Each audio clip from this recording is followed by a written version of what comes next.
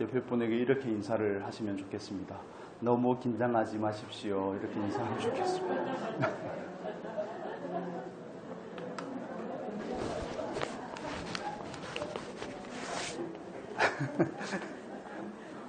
저도 이렇게 막 접어가지고 다니면서 암송을 하느라고 설교가 준비가 안 됩니다. 이거 어쩌내게 외우고 오늘 새벽에 일어나서 또 다시 안 외워지는 구절들이 있죠. 너무 긴장하지 마시고 제가 그래서 지난주에 참 회개하는 한 주간이었습니다. 내가 정말 미쳤구나. 내가 이렇게 성도님들 섬겨야 되는데 너무 이렇게 핍박하고 있는 것은 아닌지. 근데 조금 부담이 되는 게 암송하는 데는 도움은 되죠. 동의하지 않으시네요. 나를 얼마나 원망을 하면서 욕을 했을까. 오늘은 이런 교회 되게 하소서 하는 제목으로 지난주에 이어서 살펴보겠습니다. 안디옥 교회는 정말 하나님 앞에서 교회다운 교회라는 생각을 많이 하게 됩니다. 찾아보면 찾아볼수록 정말 배워야 될 점들이 너무 많고 정말 이런 교회가 되면 여한이 없겠다 하는 그런 생각들을 가지게 됩니다. 물론 교회마다 여러 가지 색깔이 있고 각양각색의 사명과 부르심이 다르고 특징이 다를 수는 있지만 그러나 가장 기본적인 구성 요소들은 같습니다. 예를 들면 우리는 지금 사도신경으로 우리의 신앙을 고백하지 않습니까? 그러나 기독교 신조라고 우리가 표현을 하기도 하고 신경이라고 표현을 하는데 사실 세 개의 신경이 있습니다. 사도신경을 우리가 지금 사용하고 있고 또 하나는 아타나시우스 신경이라는 신앙 고백이 있습니다. 그리고 또 하나는 니케아 신경이라는 신앙 고백, 제일 먼저 나온 신앙 고백이죠. 그래서 우리가 말하는 신경, 신조라는 뜻은 사전적인 의미가 이렇습니다. 굳게 믿어 지키고 있는 생각. 초기교회는 많은 이단들이 있었습니다. 예수님께서 죽으시고 부활하시고 40일 동안 제자들과 함께 하시다가 승천한 뒤로 예수님을 따르던 제자들이 살아계실 동안에는 그나마 좀 나은데 그러나 예수님을 따르던 예수님의 12제자가 죽고 나서는 그 다음부터는 난장판이 되는 겁니다. 각자가 믿는 믿음이 다르고 고백이 다르고 하다 보니까 초기교회는 하나님 앞에서 교리에 대해서 정의할 필요를 가지게 된 것입니다. 이단들을 배척하려고 하는 것이죠. 서화가 빨리 끝내라고 그러는 건 아닌 것 같은데 그래서 신조를 만들게 됩니다. 우리가 믿는 믿음의 기준이 무엇인지에 대해서 그런 걸 만들게 되고 그래서 325년이죠. 니케아 신경, 교회의 3대 신경 중에 하나인 니케아 신경을 이렇게 고백하게 되는데 그래서 이 고백문을 벗어나는 것은 모두 다 이단으로 정죄받게 되는 것입니다. 그 중에 여러 가지가 내용이 있지만 오늘은 교회에 대한 부분만 말씀을 드리겠습니다. 교회에 대한 부분은 이렇게 고백이 되어 있습니다. 우리는 하나요 거룩하며 보편되며 사도적인 교회를 믿습니다. 교회를 말할 때 네 가지의 특징을 말하는 것입니다. 첫 번째는 뭡니까? 하나 되는 교회. 둘째는 거룩한 교회, 구별된 교회죠. 세 번째는 보편화된 교회, 네 번째는 사도적인 교회라는 것입니다. 에베소서에서도 말씀하듯이 하나님이 한 분이시고 성자 예수님도 한 분이시고 우리의 믿음도 성령도 한 분이시고 이렇게 고백을 하는 것처럼 교회는 하나 되는 우주적인 교회라는 것을 의미하는 것이죠. 예수 그리스도께서 머리가 된 예수 그리스도를 구주로 고백하고 예수 그리스도를 머리로 삼는 모든 교회들은 우주적인 교회인 동시에 하나 된 교회라는 사실을 말씀합니다. 한 분의 주님을 믿고 한 분의 주님을 향한 신앙의 고백을 가지고 한 아버지를 모신 교회라는 것을 의미합니다. 더 풍성한 내용들이 있지만 기회가 되면 우리가 구체적으로 한번 살펴보면 좋겠습니다. 그리고 교회는 두 번째는 거룩하여야 된다는 것입니다. 교회는 거룩하다는 것은 구별된다는 것을 의미하죠. 새벽 예배 때 말씀을 드렸던 것처럼 거룩하다는 것은 구별된다는 의미를 넘어서서 하나님께 속할 때 거룩하게 되는 것입니다. 자기의 정체성을 바르게 알고 교회는 하나님께 속했다는 사실을 바르게 인식하고 살아갈 때 그건 거룩이라고 성경 우리에게 증언하고 있습니다. 그리고 하나님께 드려질 때 거룩한 것이죠. 그래서 우리가 섬기는 교회가 세상과는 구별이 되어야 되고 하나님께 속해야 되는 것입니다. 세상을 살아가고 있지만 세상 가운데서 살아가고 있지만 그러나 우리는 세상에 속한 것이 아니라 하나님께 속한 교회라고 우리는 담대하게 고백할 수 있어야 되는 것입니다.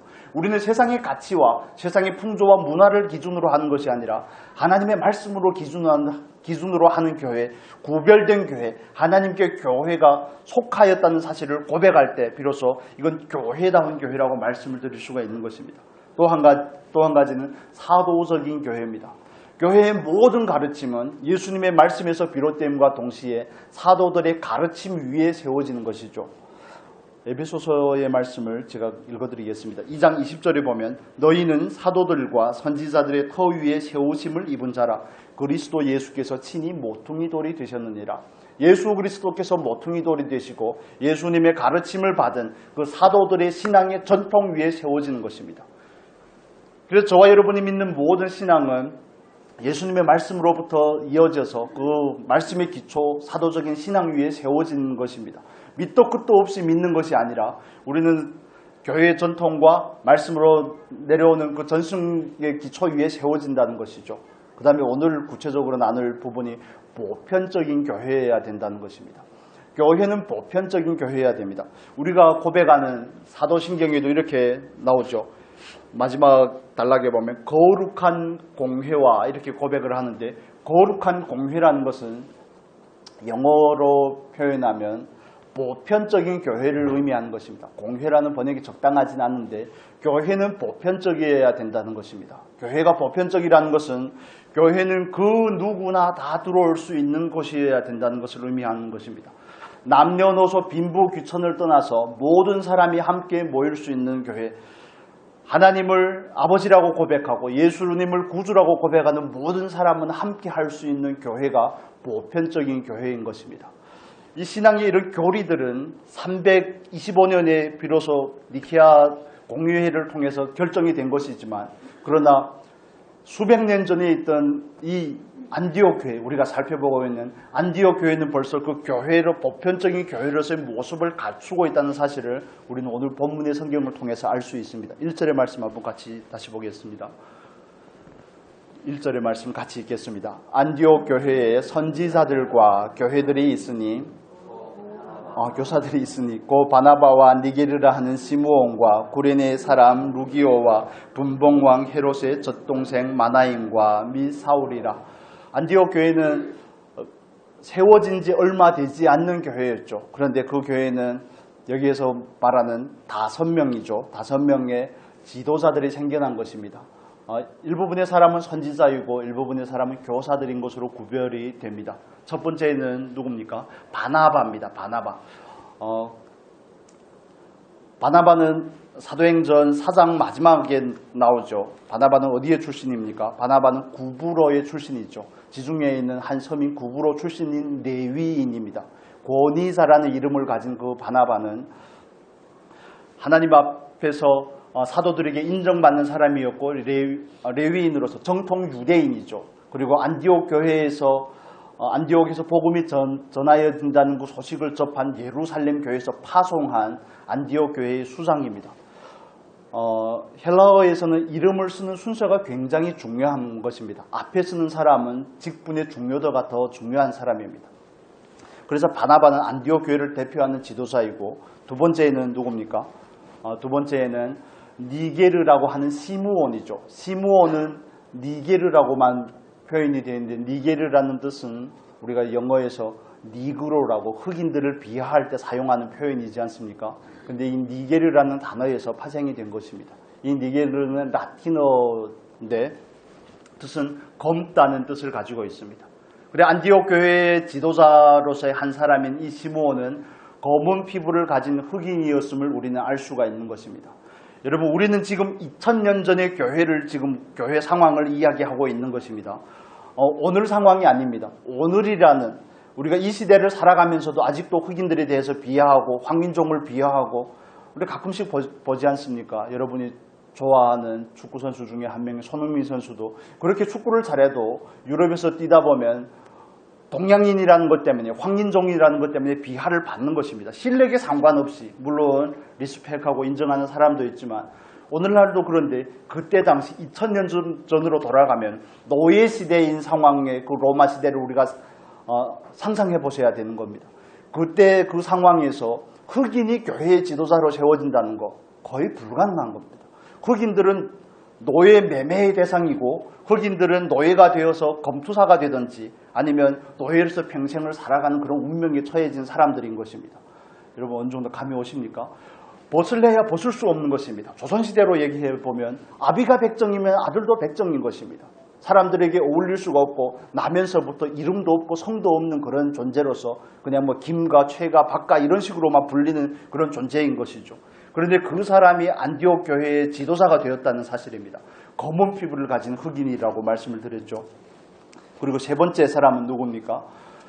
구레네 사람 루기오입니다. 구레네는 북아프리카를 말하죠. 예수님의 십자가를 대신 지었던 그 구레네 시몬, 그 사람도 구레네 사람이 아닙니까? 그의 출신 성분에 대해서는 성경은 구체적으로 언급하지 않고 있습니다. 다만 그는 구레네 이방인인 것으로 보여집니다. 밑도 끝도 없는 평범한 한 사람이 안디옥 교회의 지도자가 된 것입니다. 그리고 마지막 사울에 대해서는 너무 잘 알기 때문에, 그리고 분봉왕 헤롯의 누굽니까? 젖동생 마나엔. 이 젖동생이라는 뜻이 이런 뜻을 가지고 있습니다. 젖동생이라는 것은 쉰트로포스라는 단어인데 함께 양육을 받은, 여기서 말하는 헤롯은 세례 요한을 목잘라 죽인 그 헤롯을 말하는 겁니다. 그러니까 헤롯과 함께 성장한 사람이라는 것을 알 수 있죠. 그래서 그때 그 당시에는 권세를 가진 사람이었음을 우리가 알 수가 있습니다. 헤롯은 물론 유대인들에게 배척을 받는 한 부류에 불과했지만 그러나 그는 안디옥 교회에서 수상이 되어 있는 것을 볼 수가 있습니다. 그래서 이렇듯 안디옥 교회는 정통파 유대인, 또 뭐 바나바와 사울도 포함이 되지만 또 그리고 검은 피부를 가진 아프리카에서 온 흑인도 포함이 되고 니게르라고 하는 시므온도 포함이 되고 또 구레네 사람, 전혀 출신 성분을 알 수 없는 그 사람도 지도자가 되어 있고, 그리고 그때 그 당시 최고의 권세를 가졌다고 하는 헤롯 안티파스와 함께 안디바와 함께 성장했던 그 마나엔도 교회의 지도자가 되어 있는 모습을 볼 수가 있습니다. 오늘날의 교회에서도 흔치 않은 조합이라는 사실을 이해하셔야 되는 것입니다. 여러분 가끔씩 듣는 이야기지만 미국에 가면 흑인들만 모이는 교회가 있습니다. 백인들만 모이는 교회가 있습니다. 한국에 와서도 제가 그런 얘기들을 종종 들었는데 우리 교회는 돈이 많은 분들이 많습니다. 우리 교회는 의사 아니면 변호사입니다. 검사입니다. 뭐 이런 얘기를 그래서 제가 속으로 말로는 하지 못하고 부끄러운 줄 알아야지. 하나님의 교회는 보편적인 교회인데 그게 뭔 자랑할 거리라고 부끄러운 줄 알아야지. 하나님은 전혀 외모를 따라서 사람을 취급하지 아니하시고 이제는 우리도 외모를 따라 사람을 취급하면 안 되지 않습니까? 우리가 예수님도 외모로 정말 제자들이 바울이 고백하는 것처럼 정말 우리가 예수도 육체대로 알았지만 이제는 아무도 육체대로 알지 않는 것이 교회이고 그게 보편적인 교회가 가져야 되는 특성인데, 제가 중국에 있을 때도 그 북경에 가면 북경에는 중국의 모든 엘리트들이 다 모여 있는 곳입니다. 그러니까 난다 긴다 하는 사람들이 얼마나 많겠습니까? 그리고 어느 교회에는 그런 교회가 있다고 저희 교회에 출석하던 분이 이야기해서 알게 되었는데, 몽땅 해외 유학파인 분들이 해외 유학파들만 그 교회는 출석할 수 있는 겁니다.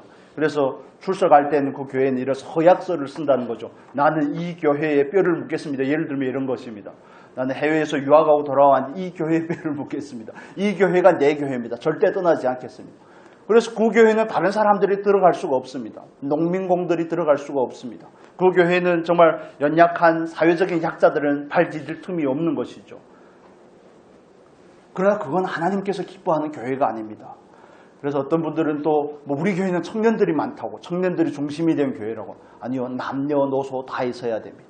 나이가 제일 어린 이젠 딸기가 태어났으니까 서아가 밀렸습니다. 순위에서. 딸기에서부터 시작해서 제일 좌상이신 우리 변집사님까지 이르러서 남녀노소가 다 있어야 되는 것입니다.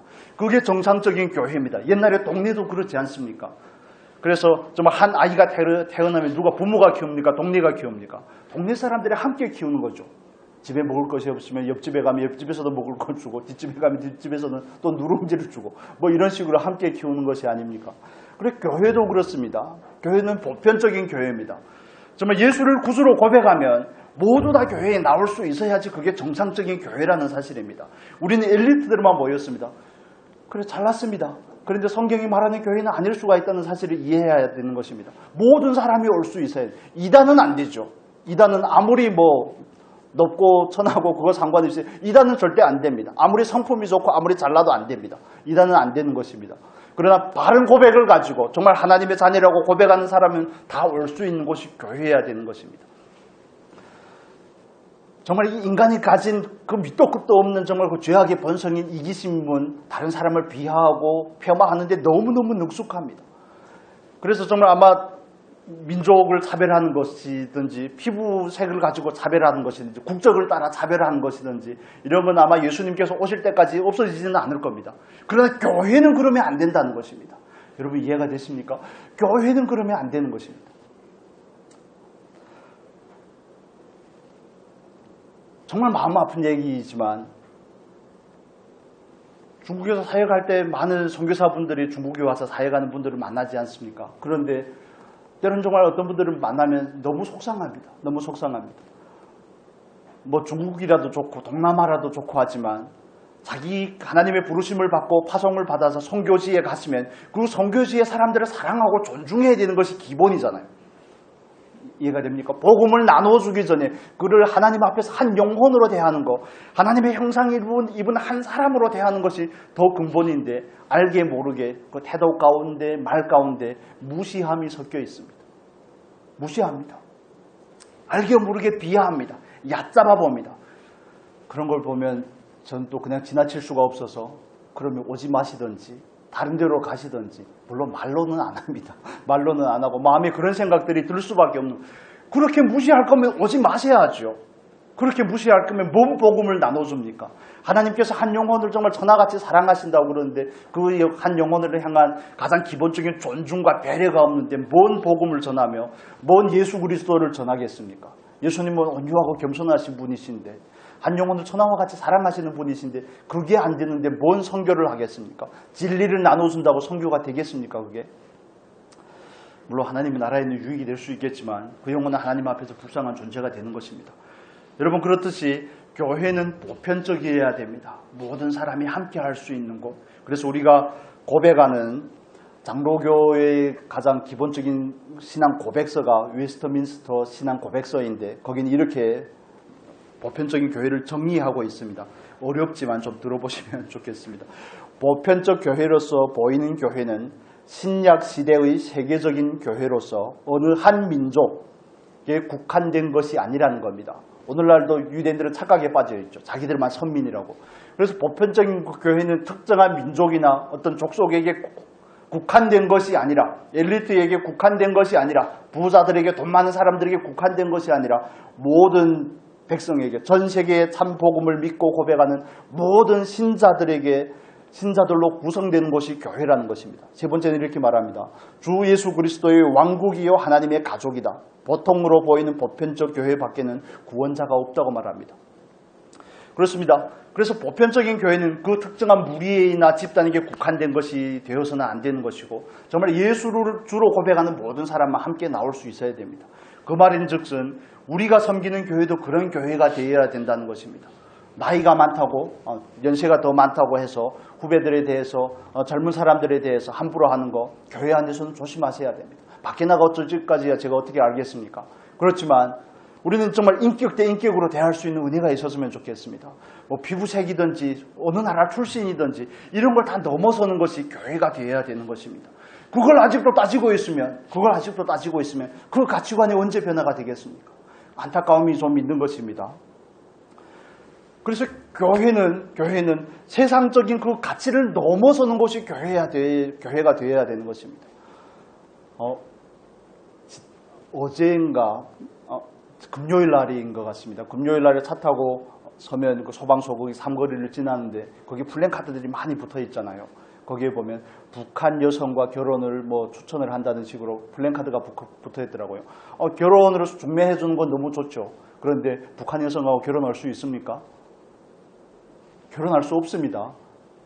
거기서 말하는 북한 여성을 새터민을 지칭하는 겁니다. 그래서 그 표현을 보고 적어도 일종의 비하인데 망명을 오든 탈북해서 이 땅에 왔으면 이제는 새터민이라고 부르는 게 맞는데 아직도 북한 여성이라니, 북한에서 출신이지만 이 땅에 온다면 다른 표현으로 부르는 게 맞지 않습니까? 적어도 일종의 비하인데 알지 못하니까 그럴 수 있지만, 그러나 세상 사람들이 간혹 실수하거나 뭐 의도적으로 그럴 수 있다고 쳐도 교회는 그러면 안 되는 것입니다. 여러분, 그것과 우리는 적극적으로 싸워야 되는 것입니다. 저는 싸울 각오가 되어 있습니다. 절대 그런 거는 안 됩니다. 그러시면 안 됩니다. 그러면 더 이상 교회가 아닌 겁니다. 그러면 더 이상 교회가 아니고 정말 하나님의 마음에서 피눈물이 떨어지는 것입니다. 그걸 이해하셨으면 좋겠습니다. 그래서 그 노예제도를 철폐한 것도 정말 영국에서부터 시작이 되었지만, 정말 하나님을 믿는다는 그 나라가 하는 짓을 보십시오. 수백 년 동안 그 노예 매매를 하고 하는 그걸 어떻게 철폐가 되었습니까? 예수를 믿는 그리스도인들로부터 비롯된 것이거든요. 윌리엄 윌버포스라는 그 정말 하나님 앞에 헌신된 그 한 사람으로 통해서 그런 안건들이 발의가 되고 결국엔 통과가 되고, 뭐 아브라함 링컨 같은 분도 마찬가지죠. 노예 해방이 그렇게 일어나는 것이 아닙니까? 그러다가 남북이 전쟁을 하고, 남쪽에 미국은 전통적으로 남쪽의 신앙이 좋습니다. 남침례교회라고 그렇게 말하는데, 그런데 그들은 침례교회를 믿는 신자이긴 한데 목화 재배를 해야 되니까 흑인들이 노동력은 필요하고, 그러니까 미국 역사를 얘기하는 시간은 아니지만 링컨하고 한판 붙은 거 아닙니까? 그게 남북전쟁이죠. 뭘 예수를 믿습니까? 이게 사람의 본성이라는 게 그렇습니다. 그러면 이제는 자기들에게는 노동력이 필요하고 흑인들의 노동력이 필요하고 그들을 착취해야 되기 때문에 이제는 신학을 바꾸게 되는 겁니다. 그들은 함의 후손이라는 둥, 노아가 저주한 가나안의 후손이라는 둥, 이런 식으로 해서 그들은 태어나면서부터 저주받은 백성이기 때문에 그들은 셈과 야벳의 족속을 섬겨야 된다는 둥, 이런 말도 되지 않는 그런 거. 교회에서 언젠가 한번 들어보셨을 겁니다, 아마. 그건 밑도 끝도 없는, 정말 그건 전혀 성경적이지 않은 것입니다. 하나님은 한 영혼을 귀하게 여기신다는 사실을 이해하시면 좋겠습니다.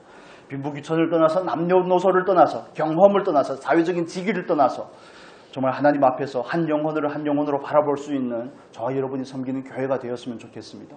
정말 그런 부분이 안 된다면 서로 말해줄 수 있으면 좋겠습니다. 그런 표현이 불쾌했다면 언제든지 저에게 얘기해 주시고 피차간에도 그런 교제가 있으면 좋겠습니다. 정말 안디옥 교회는 정말 닮고 싶은 교회 중에 하나입니다. 수백 년 전에 있었지만 그들은 정말 가장 교회다운 교회의 모습을 가지고 있죠. 안디옥 교회는 보편적인 교회였습니다. 우리가 섬기는 교회도 보편적인 교회가 될 수 있었으면 좋겠습니다. 저와 여러분도 그런 보편적인 교회로서의 가치를 가지고 이 세상을 살아낼 수 있는 은혜가 있기를 바랍니다. 말씀을 빨리 마무리를 해야 또 다음 걸 해야 되는데 두 번째로 한 가지 더 살펴볼 것은 안디옥 교회는 헌신된 교회였습니다. 헌신. 여러 가지를 나눌 수 있지만 안디옥 교회는 헌신된 교회였습니다. 우리 11장에 가서 잠깐 보겠습니다. 사도행전 11장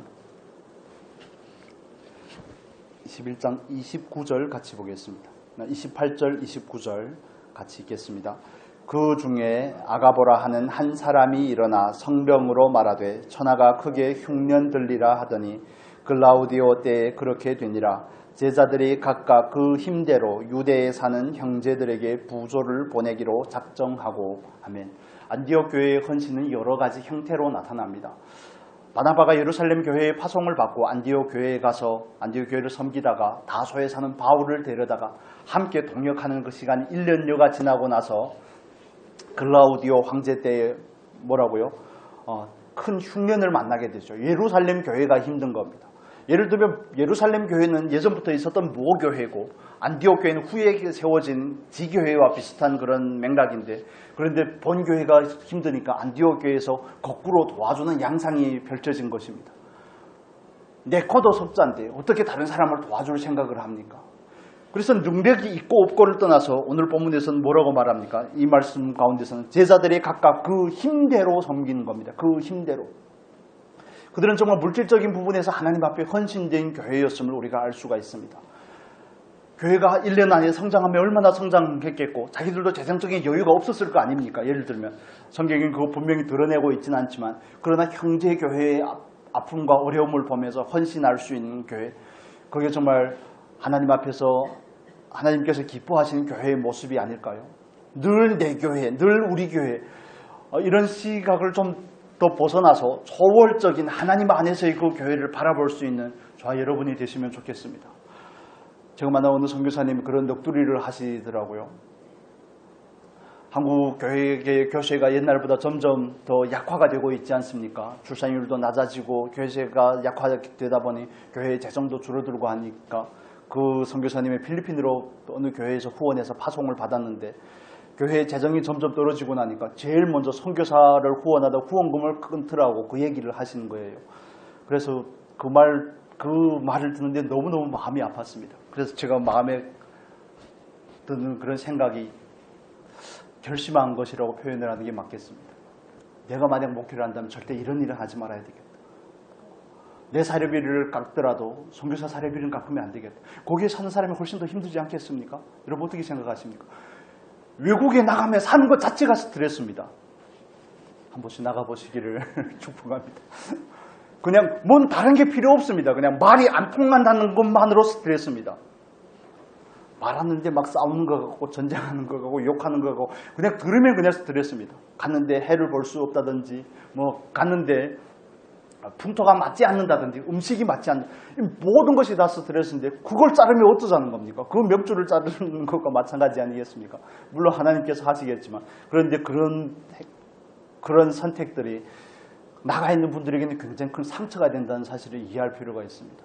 그래서 우리 교회도 마찬가지입니다. 우리도 뭐 별로 넉넉하지 않고 어려움이 있고 빠득하지만 깎아야 된다면 제 걸 먼저 깎지 그들이 걸 깎으면 안 되는 것입니다. 여러분 이해가 되십니까? 구제비라든지 성교비라든지 이런 걸 깎으면 안 되는 겁니다. 정말 그거 힘이 다하기까지 힘써서 해야 되는 것입니다. 여러분 심어야 한다는 사실을 이해하시면 좋겠습니다. 헌신한 것만큼 하나님께서 부어준다는 사실을 믿으시기를 예수님의 이름으로 축복합니다. 구체적인 사례를 한 가지 말씀을 드릴게요. 제가 정말 존경하는 한 분 목사님이 계신데 여수 돌산에 있는 어느 섬으로 가게 된 겁니다. 그런데 갔는데 정말 저희 아버지 뻘 되시는 분이시니까 이제 은퇴하셨으니까요. 그런데 갔는데 그 섬은 정말 지질공상 너무너무 가난한 겁니다. 너무너무 가난한 겁니다. 그래 갔는데 사모님은 또 병으로 또 돌아가시고 그런데 그 교회 그 섬에서 섬기고 있는데 얼마나 가난한지. 그런데 그 목사님이 그 신방을 갔는데 성도님들이 정말 맹물 한 그릇이라도 안 내주는 겁니다. 그래서 목사님이 열받으셔서 이런 얘기를 하셨다고 그러더라고요. 물이라도 한 잔 좀 내주라고. 신방을 왔으면 물이라도 한 잔 먹여야지 당신들이 복을 받을 거 아니냐고. 여러분 이건 기복주의를 말하는 게 아닙니다. 가장 기본적인 마인드를 말하는 겁니다. 기본적인 마인드를. 목회자를 잘 섬기라 이런 게 아니라 여러분 가난할수록 주머니 사정이 안 좋으면 안 좋을수록 정말 다른 사람에게 힘을 내서 섬기실 수 있기를 바랍니다. 아동부와 청년부들을 또 엄청 후원을 해주시겠네요. 또 이 말씀을 듣고 나서. 이게 성경이 말하는 진리가 아닙니까? 심어야지 거두죠. 안디옥 교회가 여유가 있어서 모교회를 돕겠습니까? 어떻게 생각하십니까, 여러분? 정말 저 목사는 돈만 밝힌다. 우리 목사는 맨날 헌금만 하라고 한다. 그게 아닙니다. 말씀의 원리를 여러분에게 말씀을 하시는 겁니다. 말씀을 드리는 겁니다. 돌아가서 저를 욕해도 괜찮습니다. 그런데 성경이 그렇게 말하고 있는데 어떻게 하냐는 것입니다. 내가 온전하여져서 내가 풍족하여져서 다른 사람을 섬기겠다고 그러면 그때는 기회가 없습니다. 아마 예수님께서 불러갈 때쯤이 될 것입니다. 더 이상 기회가 없습니다. 여러분. 주어진 날에 정말 힘을 다하여 믿음의 가정들을 섬기고자 하십시오. 정말 기회가 닿는 대로 다른 사람을 섬기고자 하십시오. 어디가 심을 때인지 정말 눈을 부릅뜨고 찾으셔야 됩니다. 어디가 밭인지 어디가 내가 심어야 될 곳인지 어떻게 하면 하나님께서 나에게 그런 감동을 좀 주시지 말아야 될 텐데 하는 그런 마음을 가지지 마시고요. 그 마음을 뒤집으셔야 됩니다. 하나님 앞에 헌신이라는 게 단순한 물질적인 부분만을 의미하는 것은 아니지만 물질도 헌신이 되지 않는데 뭐가 헌신이 되겠습니까?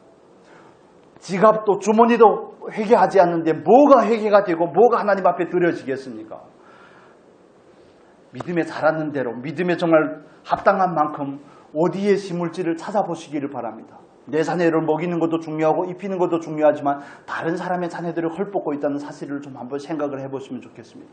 많은 통로들이 열려 있습니다. 그럴 때마다 제가 말씀을 드리고 싶은 것은 구체적인 행위를 말씀을 드리는 것을 넘어서서 우리의 마음의 중심을 바꿔야 된다는 것을 말씀을 드리고 싶은 것입니다. 말씀의 가치를 따라 살고자 하는 그 마인드를 바꾸시기를 예수님의 이름으로 축복합니다. 어디 심을 데 없나 하는 마음가짐으로 나아가 보십시오. 그러면 잠언서에서 말하는 것처럼 정말 가난한 자에게 심는 자는 하나님에게 구워주는 사람이라고 말씀을 합니다. 하나님께 구워주면 어떻게 되시겠습니까? 어떻게 되겠습니까? 30배, 60배, 100배로 갚아주지 않겠습니까? 가난한 자를 돌보는 그 안목을 가지시라는 것을 말씀을 드리는 겁니다. 가난한 자에게 구워주는 것은 가난한 자를 섬기는 것은 하나님께 구워주는 것이라고 말씀하는 그 말씀하심을 따라서 어디에 심을 데 없나 하는 이런 마인드를 가져보시면 좋겠습니다. 자꾸 액수에 매이니까 그렇습니다. 아니요. 각자의 믿음의 분량을 따라서 힘이 자라는 것만큼만 하시면 됩니다. 1000원이든 100원이든 상관이 없습니다. 마음이 있냐 없냐가 중요한 것이지 구체적인 행위가 중요한 것은 아니라고 생각을 합니다. 구체적인 행위는 그 마음의 반증으로 나타나는 것이 결과인 것입니다. 정말 안디옥 교회는 섬기는 교회였습니다. 헌신하는 교회였습니다. 그들은 물질적으로만 헌신하는 것이 아니라 자기 교회의 정말 가장 중요한 지도자인 바울과 가장 중요한 지도자 가운데 한 사람인 바나바를 떼어서 하나님의 말씀하심을 따라서 금식하며 기도하고 안수하여 파송하는 교회였습니다. 우리 교회도 세워져야 되는데 담임 목사를 데려가면 어쩌자는 겁니까? 이런 식이 아니겠습니까? 오늘날처럼 목회자가 많다면 또 다른 경우겠지만 그때 그 당시에 정말 바나바와 가장 중요한 두 사람을 떼어내서 파송하는 게 교회의 입장에서는 얼마나 큰 손해겠습니까? 바나바와 바울이 같이 교회를 1년 동안 섬기니 그때로부터 그들이 그리스도인이라고 양육을 받아서 그리스도인이라는 칭호를 받는데 그 중요한 사람을 파송한다는 것, 정말 성교에 헌신된 교회가 바나바 안디옥 교회라는 사실을 우리는 알게 되는 것입니다. 여러분 정말 저와 여러분이 섬기는 교회도 하나님 앞에 물질적으로 헌신이 되고 성교에 헌신이 된 교회가 되면 좋겠습니다. 우리 각자도 교회로서 마찬가지죠. 어디 심을 데 없나 하는 이런 안목을 가지실 수 있기를 예수님의 이름으로 축복합니다. 모든 것이 하나님으로부터 왔는데 나는 왜 그걸 자꾸 보자기다 싸두고 쌈짓돈을 만들려고 할까? 정말 분량을 따라 저축을 하십시오. 그것도 일종의 지혜입니다. 그렇지만 하나님께서 섬기시라고 하면 언제든지 주가 쓰시겠다고 말씀할 때 나귀를 선뜻 내어주었던 나귀의 주인과 같이 참 주인이시 예수께 내어주었던 것처럼 우리도 내어줄 수 있는 그 믿음의 분량을 가지시기를 예수님의 이름으로 축복합니다. 그래서 안디옥 교회는 정말 복을 받을 만한 그런 요소들을 갖추고 있구나 하는 생각이 드는 겁니다. 하나님께서 복을 주지 않을 수가 없겠구나. 그 당시에 선교에 정말 교두보로서 사용하지 않을 수 없는 교회가 안디옥 교회구나 하는 생각이 드는 겁니다. 그렇지 않습니까? 교회를 자꾸 사람을 끌어오려고 하는 것도 중요하지만 우리가 섬기는 교회도 마찬가지입니다. 하나님 보시기에 합당한 교회가 되면 하나님께서 사람을 보내게 되어 있습니다. 또 보내지 않아도 괜찮습니다. 그거 하나님께서 하시는 일이니까요. 정말 여러분이 한 영혼이라도 교회로 데려오고자 하는 그 마음을 압니다. 하나님 앞에 한 영혼이라도 얻어드리고자 하는 그 마음 이해가 됩니다. 그렇지만 그 주권은 하나님께 있다는 사실을 너무 부담은 가지지 않으셨으면 좋겠습니다. 말씀을 암송하는 일도 너무 부담을 갖지 마시기를 또 끼어서 한번 더 말씀을 드립니다. 표정들이 다 굳어 있으셔서 그 숙명의 시간이 다가오고 있구나 하는 그 부담 때문에 부담을 갖지 않으셨으면 좋겠습니다. 빨리 끝내려고 했는데 마지막으로 한 가지만 더 말씀을 드리겠습니다. 안디옥 교회의 한 가지의 헌신은 그 교회는 성장을 위해 헌신된 교회였습니다. 이걸 말씀을 드리고 강조하고 싶습니다. 정말 1년여 동안 모여서 말씀의 가르침을 받는다는 것. 오늘날의 교회에서는 정말 흔히 찾아보기가 어려운 광경들입니다. 일단 잘 모이질 않기 때문에 정말 어려운 부분들이 있습니다. 그래서 어떻게 효율적으로 할까가 늘 저에게는 고민입니다. 새롭게 교회 이 시대적인 상황에 맞게 물론 전통이 중요하지만 이 시대적인 상황에 맞게 어떻게 효율적으로 할지, 뭐 설교를 하는 일과 말씀으로 양육하는 일을 어떻게 할지가 늘 고민이고 어떻게 패턴이나 방식을 바꿔볼지가 늘 기도하는 부분의 한 부분입니다. 여러분도 기도해 주시면 좋겠습니다. 정말 양육을 받고자 하는 것, 그건 하나님 앞에 헌신하는 것입니다. 그런 헌신된 태도가 없으면 말씀을 듣고자 하지 않기 때문에 그렇습니다. 그래서 그들은 성장을 위해서 헌신이 되었다고 이해가 되는 것입니다. 정말 물질과 시간에 헌신이 된 것입니다. 자기의 정말 귀한 시간을 내서 하나님 앞에 하나님의 뜻을 위해서 성장하고자 하는 그 애씀을 가진 교회라고 이해가 되는 것입니다. 여러분, 저와 여러분이 섬기는 교회도 마찬가지입니다. 우리 교회도 그런 교회가 되면 좋겠습니다. 말로만 성장하고 성숙하는 걸 넘어서서 말입니다. 정말 실제로 모여서 말씀을 사모하고 말씀 앞에서 성장하고자 하는 그 추구를 가진 교회가 되었으면 좋겠습니다. 그러기 위해서는 가장 기본적인 전제가 있죠. 모이기를 힘써야 되는 것입니다. 모이기를 힘쓰고 정말 주일날 우리가 나눈 말씀을 유튜브에다도 올리고 하는데 주중에 한 번이라도 더 들어보고 혹여나 놓친 말씀이 없는가. 저도 너무 민망합니다. 제가 올린 설교를 제가 가장 먼저 듣지만 좋아요도 누르고 제가 그래서 저희 와이프가 놀리는데 참 뻔뻔하다. 뻔뻔하다. 어떻게 그렇게 난 전혀 부끄럽지 않다. 내 말이 아니기 때문에. 물론 부족하지만 그래서 들으면서 내 말이 아니기 때문에 전혀 부끄럽지 않다. 뭐 뻔뻔하다고 욕해도 괜찮은데 비웃어도 괜찮지만 어떻게 하면 이런 제가 중국어의 한자적인 표현을 많이 쓰기 때문에 다른 또 여러분들이 저에게 조언을 많이 해주시고 하는데 그런 걸 고쳐가는 과정에 있습니다. 저는 그냥 우연히 여러분이 다 알아들으리라고 생각을 하고 뭐 신경, 신조 막 이런 이야기를 저게 뭔 소리다냐 하는 분들도 계실 겁니다만 그래서 좀 어떻게 하든지 풀려고 하는데 잘 안 될 때가 있습니다. 좀 이해를 해주시고 그래 한번 들어보시고 이해가 안 되시면 국어 사전을 찾아보시든지 저에게 다시 한번 물어보시든지 그래 한 번씩 좀 들어도 보시고 그래야지 피차 좀 하나님 앞에서 말씀을 사모하는 그 마음이 증명이 되리라도 되지 않겠습니까? 저도 듣는데 여러분도 들어봐야 되지 않겠습니까? 우리 교회가 유튜브도 있다냐 이렇게 나오시면 곤란합니다. 뭐 우리 교회 뭐 밴드에도 올린다냐. 정말 서운하는 마음을 담아서 권면을 드립니다. 한 번이라도 들어와 좀 보십시오. 한 번이라도 들어와 보시고 그래서 우리 교회는 뭐 한 교재를 가지고 큐티를 하는 것은 아니지만 보통 다른 교회들은 한 교재를 가지고 날마다 큐티하고 그걸 나누고 제가 댓글을 하려고 하지는 않잖아요. 큐티라고 댓글을 다 이렇게 막 핍박을 하지는 않지 않습니까? 그래서 한번 들어보고 나눔을 하고 이 말씀이 오늘 우리 교회에서 함께 나누고자 하는 큐티의 말씀이구나 하는 그런 마인드를 가지고 말씀도 다시 한번 들어보고 묵상을 해보고 하나님께서 이 아침에 나에게 주신 말씀은 무엇인가 궁금하지 않으시다니 정말 감사를 드립니다. 내가 잘못돼 그렇구나 하는 그 생각이 너무 많이 들어서 그렇습니다. 찔리시면 내일부터 당장 하시기를 바랍니다.